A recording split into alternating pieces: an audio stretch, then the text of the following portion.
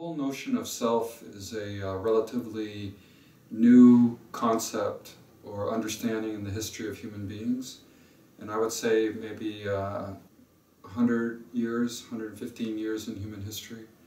Even though it's been emerging gradually in Western Europe, probably since the 17th century. But in terms of psychology, it's never been fully formalized as a concept or notion until relatively recently, maybe 40, 45, 50 years ago. Okay, so then the question is, well, what is the self? Basically, the notion of self is kind of connected to Freud's original conception of ego.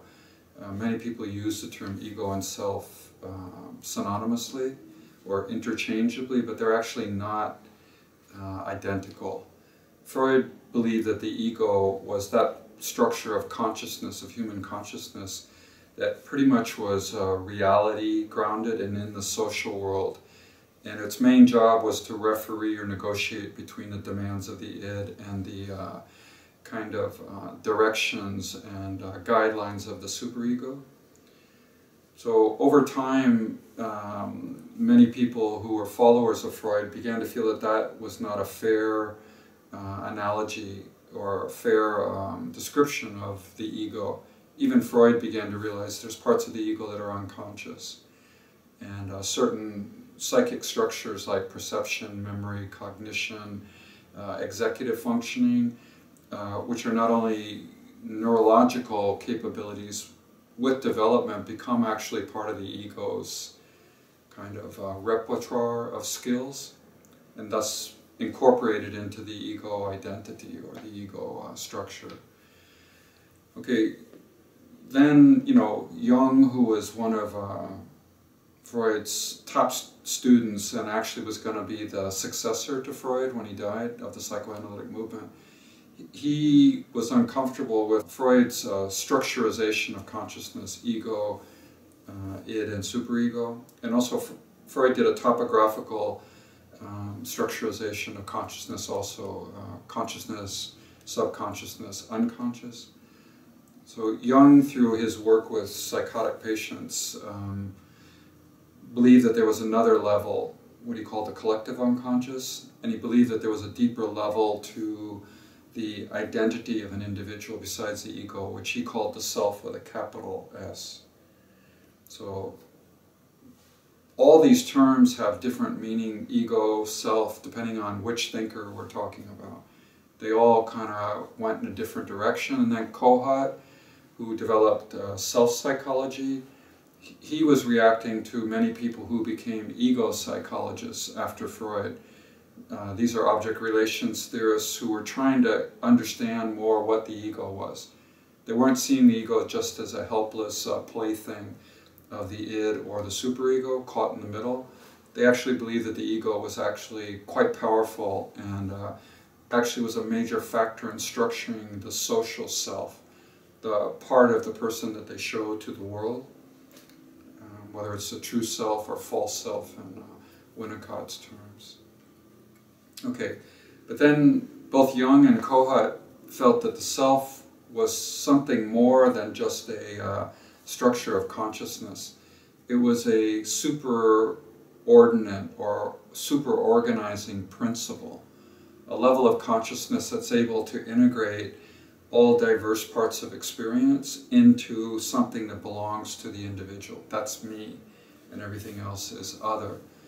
So this then began to seem a little bit like Eastern philosophy, where there was a deeper self, not just the conscious self, but a deeper self. And many other psychological thinkers like Genet talked about split consciousness or multiple levels of identity or awareness. So there's a lot of confusion in the field as to what the self is versus the ego versus the self with a capital S, the deeper self. And the Hindus even have something called the non-self, the no-self, which is the ultimate transpersonal dimension of being human. I think the next question then is, well, is there a structure to the self? Is there an organizational pattern that humans identify with?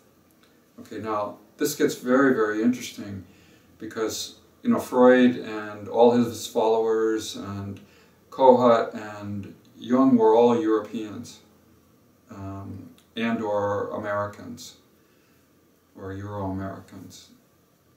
So they basically only looked at the structure of self from a Western perspective. So cross-cultural psychology and cultural anthropology has demonstrated that there are many organizations of human identity around the world. Hence the reason why we're calling this training the Chinese versus the Western self. Because on the level of social presentation, or the social dimension of self, as opposed to the intrapsychic dimension, which I'll talk about in a minute, that's extremely cultural.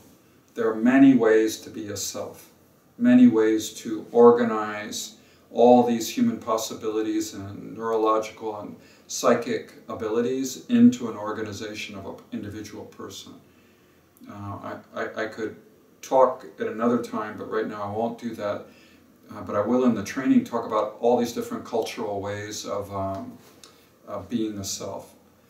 One of which is the sociocentric versus the egocentric self, which is going to be the main kind of distinction in the trainings and the workshop. The egocentric self is organized much differently than the sociocentric self on the level of social expression. Egocentric self is primarily self-centered, egocentric, and focuses on the individual being consistently expressive of what he thinks or feels or concludes about certain things, whereas the sociocentric self is less concerned about the self, but the other is more of a concern, or the group. For example, the family or the community, or even the culture or the nation has priority over the individual. Now there's a lot to this that's very different in the way people interact. Like an American would want to be self-assertive, not to be dominated or controlled by others in a situation, and to maintain his or her presence in the situation by saying what they feel and think in opposition to what others think and feel. Because they don't want to be absorbed or become part of the group or lose themselves in the group. Now, they still care about how other people react, and they still have to have relationships, but their priority is on the self. Whereas, let's say, the Chinese individual, and again, these are ideals or stereotypes, they want to not just express what they feel, but not disturb harmony or create tension or conflict with the group. And they want to be in sync or in coordination with what the group wants. So this is an other-centered identity structure on the social level. They're more interested in being a part of the group, not standing out from the group, not causing the group to have tension or conflict because of that person's opinions or feelings. So it's more of a group-oriented identity than the egocentric counterpart. Okay, so then the most interesting thing, and this is what I don't think people really understand about this training because it's kind of hard to explain in written form, is that there's another level called what I will call the intrapsychic level, or the interior self, the inner world of the individual, which many people in Asia are not very familiar with because it's not talked about very much. Now this is where object relations, which is again a development of Freud's psychoanalytic approach, they believe that the foundational dimension of being human is not the pleasure or pain, satisfying instinctual desires in terms of satisfaction would be pleasure, and lack of satisfaction or frustration or blocking would be pain. That's Freud's drive theory. Everything's based on instincts, satisfaction of instincts or blocking of instincts. And that's all id material. But object relations people say no, people are not drive-oriented, they're relational oriented. They're object relations. Their main emphasis is toward connecting and attaching and relating to other human beings. Okay? So this is a very fascinating development in Western thought, because not just saying there were a bunch of individuals all trying to satisfy our personal needs and desires and instincts, but that we can't become a person or become a self without being in an interpersonal dynamic with others. So in order to become a self, we develop a self-structure, not just a social self, which is very cultural, but we develop an internal self-structure that introjects or internalizes certain aspects of our primary caregivers.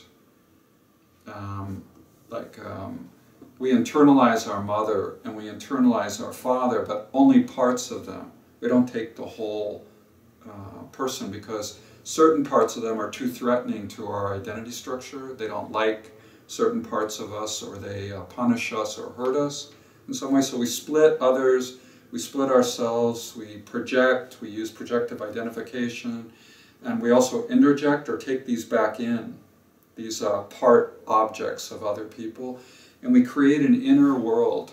And most people don't have a sense of this, including psychologists. Often our inner world will come out in our dreams, or in certain relational dynamics we'll have with people that seem kind of irrational and automatic. Freud called these transferences, and other people call them enactments. We get into these dynamics where we're acting like we did when we were kids with our parents. We're replaying primitive dynamics or interactional patterns that we had as children. So this is fascinating to people because there's two levels to self. There's the social dimension of self, which is very culturally influenced. Then there's the intrapsychic dimension of self, which drives most of our behavior, even through the social self. These things still operate through. And these things are often traced back to our early relationships with our primal caregivers, usually a mother, father, grandmother, these people who took care of us when we were little. They give us the structural components, and we put them through our own temperament and spirit, and we organize them into an interior structure of self. This is what I'm going to want to explain, all these levels of self and cultural variations, because we're living in a very multicultural world, heterogeneous society, no longer homogeneous. So we have to learn to enter into different self-structures of individuals to be able to be effective in psychotherapy.